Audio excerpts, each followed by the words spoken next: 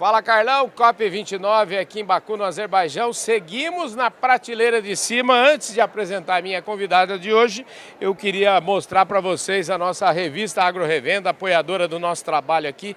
A AgroRevenda é a plataforma de conteúdo da distribuição do agronegócio brasileiro. Quero aproveitar e agradecer também o Paulo Tiburcio lá da Andave, agradecer a Bissolo e agradecer a FAESP por essa jornada internacional que a gente está no meio aqui direto de Baku. Gente, um ponto altíssimo. Ontem vocês viram aí a nossa entrevista com a Silvia Masruá e até o título da entrevista dizendo que ela é presidente da NASA brasileira.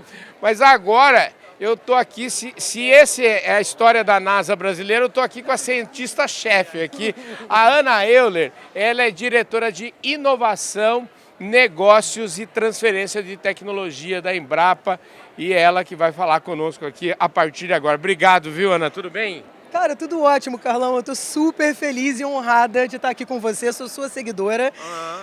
Estava seguindo você antes de chegar à COP. Vi várias entrevistas que me ajudaram muito. Eu tenho certeza que todo mundo que está com a gente está super atualizado diariamente sobre as novidades, né, sobre o que está acontecendo aqui. E está acontecendo muita coisa boa. É lógico que a COP traz muitos desafios, né, que não são fáceis de superar, né? Se fossem fáceis já estavam resolvidos. Sim. Mas é bem importante. Eu estou bem animada com a participação e com a liderança do Brasil, ainda mais nesse tema de agricultura, que é o tema que move a nossa economia, né? Deixa eu te falar, Ana, aqui já virou tradição, nós temos um bordão aqui no Fala Carlão, a gente fala que ninguém nasce diretor de nada, nem presidente, nem nada disso, a gente sempre pede uma ligeira explicação, um pouquinho da história, então não vai ser diferente contigo. Eu queria saber como é que a sua carreira, onde é que você nasceu? Você falou aí, se não me engano, você nasceu em Niterói, a gente entrevistou aqui, inclusive, o prefeito de Niterói. Ah, sim, o Crael. Entrevistamos ele aqui nessa COP. Não encontrei com ele. Pois é. É tanta gente, né, Carlão?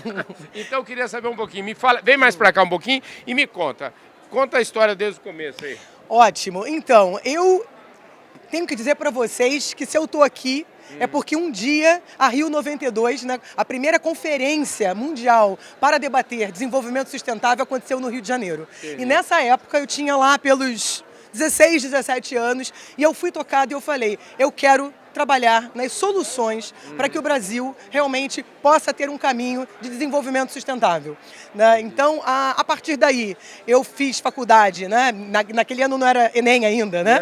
Era vestibular. Era vestibular. Exatamente. Eu fiz vestibular, passei para a Universidade Federal Rural do Rio de Janeiro, fiz engenharia florestal, né? Dediquei boa parte da minha formação, mesmo sendo no Rio, para a Amazônia, né? Então, nessa época em que eu estava na universidade, eu tive a oportunidade de fazer estágios em empresas madeireiras, com pesquisa na área de conservação de espécies e muito trabalhando também, né, com desenvolvimento rural a partir do uso sustentável da floresta em vários estados da Amazônia, né. Acabei indo fazer meu mestrado e doutorado no Japão, na Universidade de Yokohama National University, estudando as florestas do Acre. Por que ir para o Japão naquela época, né? Porque era o início do trabalho com imagens de satélite, sensoriamento remoto para monitoramento de cobertura florestal.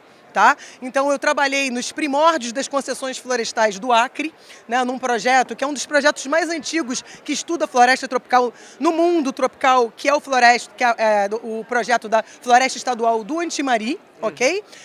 Terminei a minha pós-graduação, trabalhei como coordenadora de conservação do sudoeste da Amazônia, no WWF Brasil, durante alguns anos. Depois fiz o concurso para a Embrapa e saí do Acre e de Rondônia, que é onde eu trabalhava, ali na tríplice fronteira com Bolívia e Peru, e fui para o Amapá.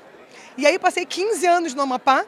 No Amapá tive a oportunidade de ser secretária de Estado, então eu fui diretora do Instituto Estadual de Florestas, ajudei a implementar a política florestal na área de conservação, na área de concessões florestais e na área de assistência técnica florestal. Lançamos alguns programas, né, de incentivo à sociobioeconomia, ao extrativismo. De lá eu saí. Fiz pós-graduação, né, fiz meu pós-doutorado na França, em parceria com o CIRAD e com o IRD. Por quê? Porque o Amapá faz fronteira com a França, né? Então a gente tem muita cooperação nessa área. E aí quando eu voltei do meu pós-doutorado, eu fui convidada pelo ministro Fávaro e pela presidente Silvia Massurrá para compor, então, a diretoria da Embrapa, que é bom dizer que a diretoria da Embrapa, cada diretor e a presidente vem de uma região do Brasil. Exatamente para poder trazer para a diretoria essa diversidade, esse olhar para as diversas agriculturas da Amazônia. Então, o diretor Pilon vem do Rio Grande do Sul, ou do sul do Brasil, né? O diretor Olderi vem do Nordeste, ele era da Embrapa Algodão. A diretora Selma vem da região Centro-Oeste, ela fica baseada na sede. A presidente Silvia, né? Agricultura Digital, São Paulo. E eu vim representando a região amazônica, e eu digo, né, que embora não tenha nascido na Amazônia, meu coração é amazônida e um amazônida roubou meu coração. Então eu sou casada com um amazônida, por isso que eu tenho passaporte amazônico.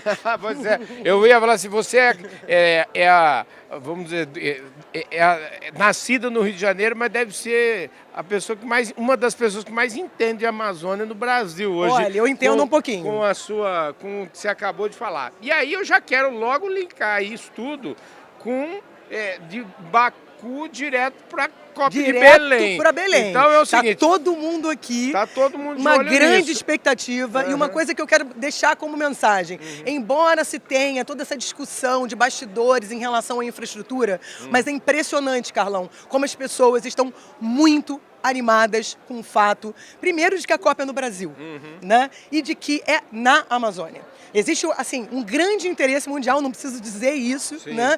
Então, está todo mundo disposto a ir. Aqui, muita gente não veio, né? Os grandes tomadores de decisão, a maior parte não veio, vamos falar a verdade. É verdade. Né? A COP, ela é importante, ela é uma COP preparatória, né? Eu acho, tenho certeza, né, para a COP de Belém, mas vai estar todo mundo em Belém. E a gente vai fazer bonito, a gente vai receber, a Embrapa está com um grande projeto, inclusive uma das nossas missões vir aqui é para apresentar o projeto Embrapa na COP. E o projeto Embrapa na COP começa quando acabar a COP29. A gente começa o nosso projeto, porque a gente tem que pautar a narrativa do agro para essa COP. E esse é o ponto que eu queria trabalhar um pouco contigo, né?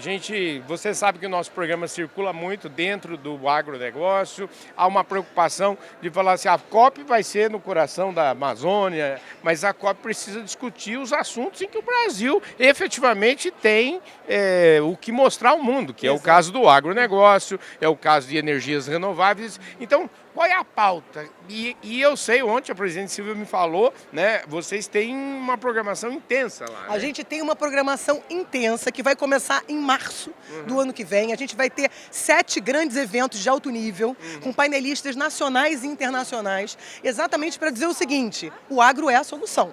Nós temos que alimentar, né, cerca de 10 bilhões de pessoas lá em 2050. E a gente tem que planejar isso agora.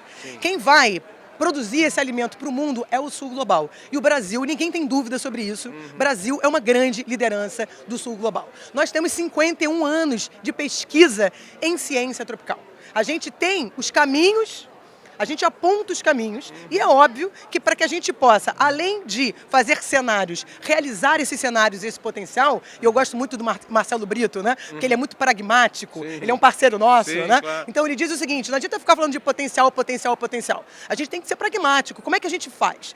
E o que a gente tem para dizer é o seguinte: a Embrapa tem esse caminho, não só a Embrapa, isso construído, né, ao longo desses 51 anos com o setor produtivo. Carlão, talvez as pessoas não saibam, em 51 anos a Embrapa tem parcerias históricas com mais de 8.000 organizações do setor produtivo no Brasil e mais de 200 organizações internacionais. A gente é respeitado não é só no Brasil, não. A gente é respeitado no Brasil e no mundo. E por quê? Porque pragmaticamente a gente entrega soluções. A gente promove o desenvolvimento. A gente fez a revolução da ciência tropical, da agricultura tropical no Brasil, e hoje todos os países, né, da América Latina, da África especialmente, vêm até a Embrapa querer parceria.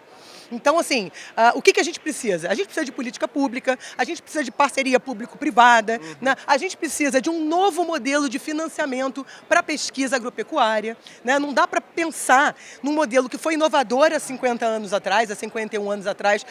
Da mesma forma que o grande assunto desta COP é finança, é modelo financeiro para a transição climática, né, o agro é transversal a tudo. E eu estava lendo hoje a carta dos presidentes do G20, né, já saiu a carta dos presidentes do G20, e no seu artigo 15º coloca lá que a agricultura é a base para o desenvolvimento sustentável, para a erradicação, obviamente, da fome, que é a grande pauta do Brasil, né, na Aliança Global para a Erradicação da Fome e da Desigualdade, né, e que é importante que países, né, que são produtores de alimento do mundo, como nós, né, tenhamos realmente todo o apoio necessário para fazer pesquisa, para fazer inovação. E inovação significa pesquisa na ponta, pesquisa trazendo transformação na vida das pessoas, gerando emprego, gerando soluções. E aí, se você quiser, eu já emendo nas soluções. É por isso, não, mas é claro que eu quero que você emende nas soluções, até para a gente justificar o transferência de tecnologia que está aqui no cerne do seu trabalho. Eu gosto muito sempre, Ana, de desenhar as coisas e de mostrar na prática, porque eu acho que uma solução implementada na prática, ela vale muito mais do que 1002 planejamentos, né? Então, me conte o que está rolando. Então, vamos lá. A gente tem desde as soluções que não são atuais, né, mas que continuam como uma pauta extremamente importante, como, por exemplo, a fixação biológica de nitrogênio. A fixação biológica de nitrogênio, que é da década de 90 do século passado, ela revolucionou a agricultura tropical e colocou a produção de soja brasileira em outra base.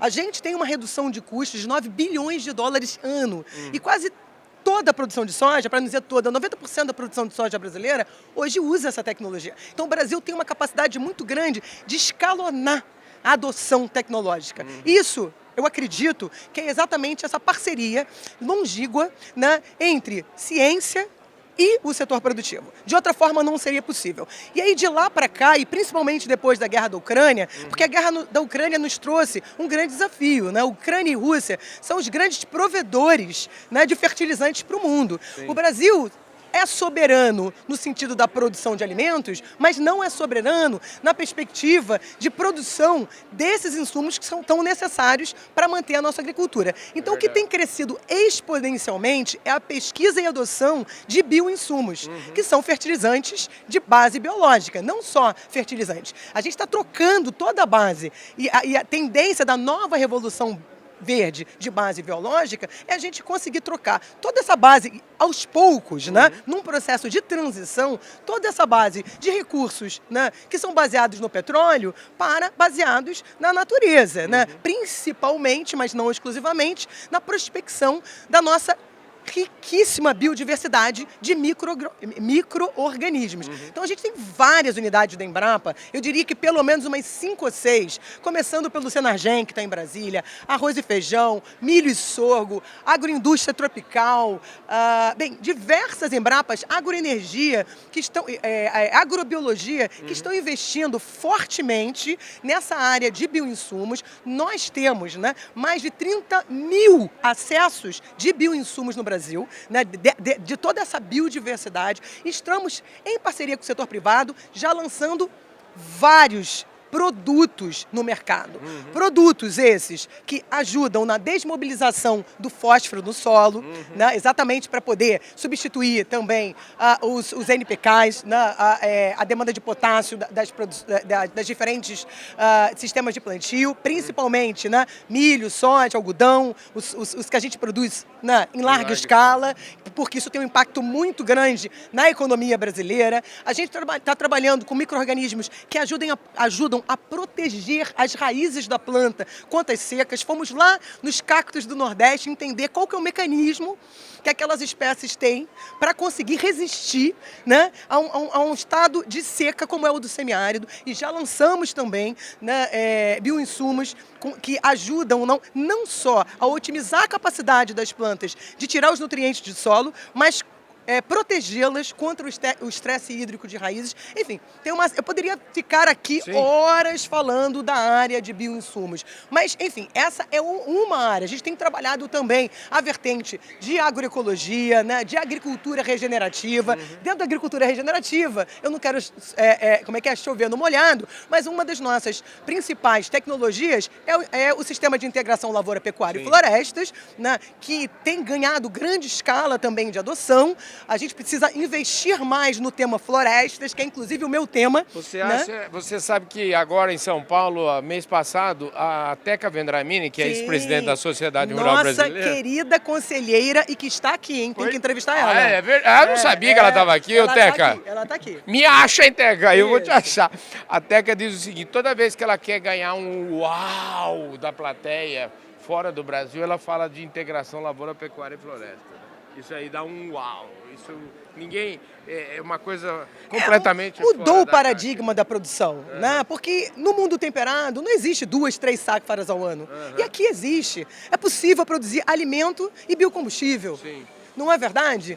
Na Europa, o grande debate lá é entre o que eles entendem como conceito de bioeconomia, né? A bioeconomia lá está muito focada na substituição dos combustíveis fóssil por biocombustível. E aí tem um debate muito grande de terra para a produção de alimentos versus terra para a produção de biocombustíveis, né? E que competem. Aqui a gente não compete, a gente tem 3 safras. Aqui é o contrário, né? Isso vai dar um up em todo o negócio. E a gente tem 2 tecnologias que foram lançadas muito recentemente, que quem não conhece, por favor, procure no site da Embrapa. Uma da Embrapa é instrumentação tecnológica, sim, que fica em São Carlos. Lá do Marconcini. Exatamente, a do Marconcini, que é o Aglibis. O Aglibis é o seguinte, é um sistema que usa fotômica para medir carbono no solo. Legal. Então, como um dos grandes desafios da agricultura hoje, na agricultura regenerativa, é a gente poder dizer o quanto que tem de carbono no solo e a capacidade de reter carbono no solo, né? E quem sabe mostrar que a agricultura, para além de emitir no futuro, quando a gente usa uma agricultura regenerativa, uma agricultura conservacionista, a gente pode ter metas, inclusive, de captação, né, desse CO2 do solo. Então, esse é o Aglibis. E um outro é o BioAS, que é uma tecnologia que foi desenvolvida pela Embrapa Cerrados, né, e que é uma bioanálise do solo. Então, ele é uma revolução, porque é como se fosse um exame de sangue do solo. Você não só consegue medir quais são os componentes químicos, né, e físicos do solo, mas você vai além. Você vai ver qual que é a biodiversidade daquele solo e se ele está em estado de degradação, baixo, médio, moderado, alto, ou se é um solo que está com uma situação de carbono e a atividade biológica do solo que é, enfim, esperada e que, nesse sentido, você tem uma grande redução da necessidade, por exemplo, de usar insumos, né? Mas é a NASA brasileira. Essa Embrapa é um orgulho para todos nós, viu? Exatamente. Depois da fixação biológica de nitrogênio, a gente tem uma série de novos bioinsumos e essas tecnologias que são para ajudar o produtor, né, no manejo dos seus solos e tendo o manejo do solo é a base, né, para produção nacional. Solo saudável, planta saudável, pessoas saudáveis, planeta saudável. Que espetáculo, é muita novidade. Essa moça aqui é uma usina de informação e novidade. Olha, Ana, obrigado. Agora, para fechar o seguinte, eu queria... Hoje, pensa que hoje é dia 21 de novembro de 2025, sexta-feira, último dia da COP de Belém. O que você gostaria de estar falando para mim nesse último dia da COP de Belém, do ano que vem? Bem, o que eu quero estar falando... de uma maneira mais global, né, é que, de fato, o Brasil foi eficiente na sua liderança em buscar maior ambição, não só nas metas, mas nos meios de implementação das reduções das emissões para que a gente consiga alcançar 1,5 graus. Nós sabemos, né, o quanto que nós mesmos já estamos sendo afetados por isso. Acabamos de ouvir aqui a secretária de Meio Ambiente do Rio Grande do Sul. As mudanças climáticas não são cenários futuros, elas são reais. Nós temos que ter capacidade não só de antecipá-las, de fazer previsão, né? Assim como mitigar os riscos, né? E hoje, por exemplo, vou falar de outra solução que o Brasil tem que está exportando também. Temos um zoneamento de risco climático, risco agrícola climático, que também é um exemplo para o mundo, né? Que consegue mostrar para os produtores qual que é a melhor época para plantar, qual que é a melhor época para colher, quais são as melhores tecnologias. Isso é política pública e isso também gera não só uma redução de impacto econômico, astronômico, porque tem os números aí de quantos bilhões, né, essa tecnologia e essa política que influenciou uma grande política pública consegue tornar a agricultura brasileira mais competitiva, mas principalmente os impactos sociais, porque quando você tem melhor planejamento, você tem menor desperdício na produção de alimento e na lavoura, né? Então, a minha meta, né, ou a nossa meta como Brasil é que a gente possa liderar pelo exemplo, né, que a gente possa influenciar maior ambição nas metas e nos meios de implementação, que é o financiamento, que eu não sei se a gente vai conseguir sair daqui com um cenário, né, o melhor possível. Se não sair daqui, esse bastão vai ser dado para o Brasil para que a gente consiga criar esse consenso e abrir a carteira, né, das nações mais ricas para ajudarem no financiamento da transição. E eu acho que o Brasil, no final das contas, para além disso, na nossa área, que é a área da agricultura, né, realmente tem muito a poder colaborar com toda a parte de compartilhamento de conhecimentos, de dados abertos, né? Realmente construindo concretizando mais um passo para essa aliança global para a redução da fome. Querida, obrigado. É isso aí, gente. Olha que conversa boa aqui com a Ana Euler, que veio, foi uma aula magna aqui da Ana Euler, e esse é mais um daqueles Fala Carlão na prateleira de cima para a gente colocar lá e vai ficar para a história. É isso aí. Obrigado novamente, Plataforma Agro Revenda, obrigado Absolo, obrigado ao pessoal da FAESP, obrigado Andave. A gente se vê com certeza aqui ainda pela COP. Tem muita COP pela frente. Obrigado. Eu que agradeço. Um prazer estar aqui com você. Prateleira de cima, gente.